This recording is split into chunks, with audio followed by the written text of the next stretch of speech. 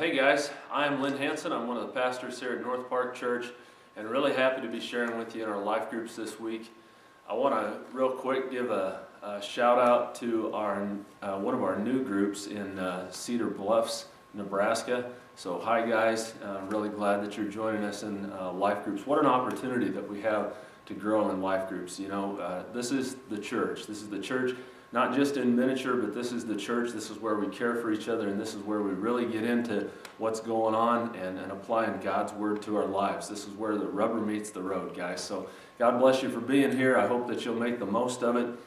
We're calling this series Breaking Bad that we're into, and by the way, I'm wearing the Breaking Bad colors today. You see that? Didn't even mean to, but I see it in the camera. So anyhow, we're calling it Breaking Bad because we're trying to break the bad in our lives, and I think we have an awesome opportunity to do that. There's a ton of hope in this series, and we have the opportunity to tap into that and really let God change some of the things that have held on to us and had its claws into us for a very long time.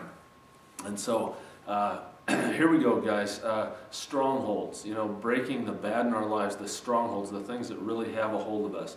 What are yours? On your outline there, you'll see an opportunity to maybe circle some of those if you haven't done it before. If you have done it before, make sure you circle the same 2 or 3 that you have over the past weeks, because we want to continue to work on the things that God originally showed us and not move on to something new and think that we've conquered it or something like that, because through this series we're going to learn to hang on to some of the things that God is teaching us as well. So what are your strongholds? Go ahead and circle 2 or 3 of those that God is pointing out to you. The passage that we're going to look at in our life groups this week is an opportunity to dig way deeper into the subject of breaking the bad in our lives by looking at the right enemy, taking aim at the right enemy. Last week we talked about spiritualizing and taking things to a spiritual level instead of trying to fight on the physical level. And the reason for that is that not only is it because we're spiritual beings, but these are spiritual issues. And we really need to be taking them to a spiritual level if we hope to defeat the bad in our lives. And now this week, we're talking about taking aim at the right enemy.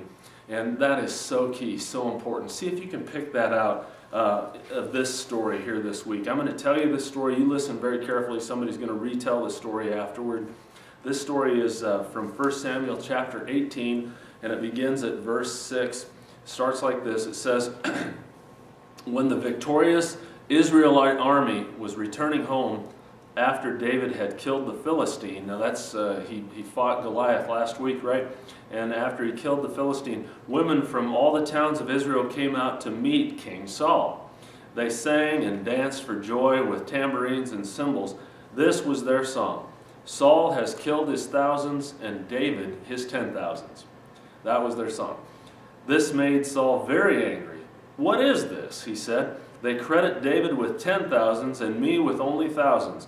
Next, they'll be making him their king.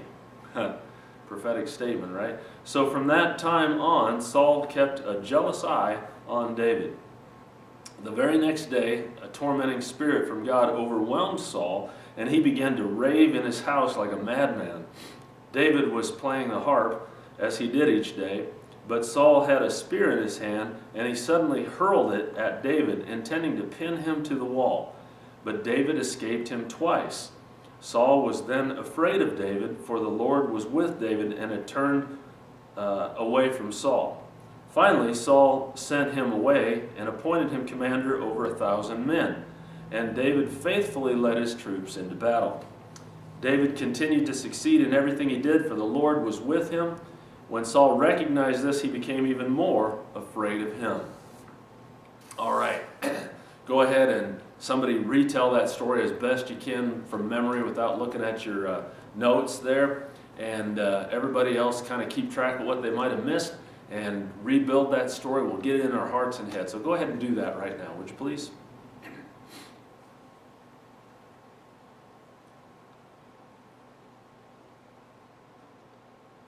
All right, well, super. I hope you had a great time rebuilding that story. That's so much fun, and it really helps us get a hold of it. Now, discussion questions. Question number 1.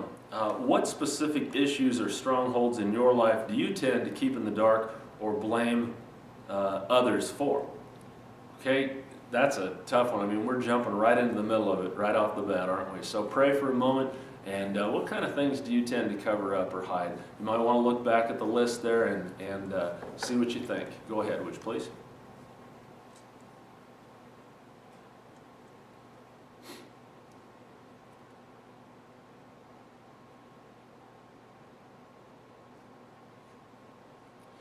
Well, guys, we know from last week's weekend message, as well as the life groups that we're into, that the strongholds in our lives need to be taken to a spiritual level. And we tend to just try to handle them ourselves or handle them physically, but they need to be taken to a spiritual level and fought there. Question number 2, what strongholds do you see represented in this story this week? From 1 Samuel 18, 6 through 15, what, in the story I read to you here, the one that you rebuilt, what strongholds do you see represented in this story? Go ahead and talk about that, would you please?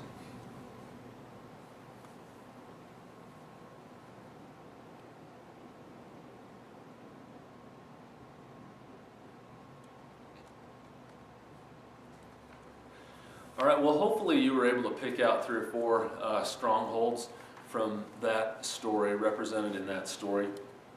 Some of them are super plain, like fear and things like that. But question 3, how do you see Saul's stronghold growing? Okay, so he's got some strongholds that we can easily see there. And how do you see those things growing in his life instead of him taking care of them spiritually and handling them and letting God turn them into something good? How do you see the nasty, bad strongholds growing in his life?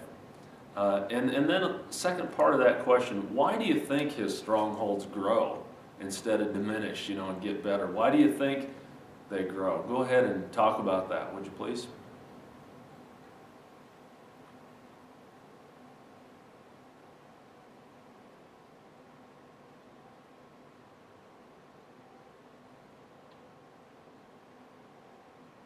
All right, guys, I'm going to ask you to really dig deep now and let God's Spirit really work in your group. Let His Spirit work in you, let Him cultivate your heart, get soft here, and allow God to work.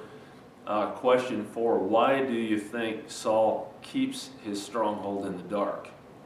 Why do you think he does that? Think about that first, and let God give you some ideas about why Saul kept his stronghold in the dark. But the next part of the question, here we go.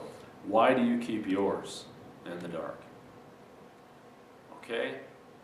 Now let God's Spirit work, and go ahead and talk about that, please.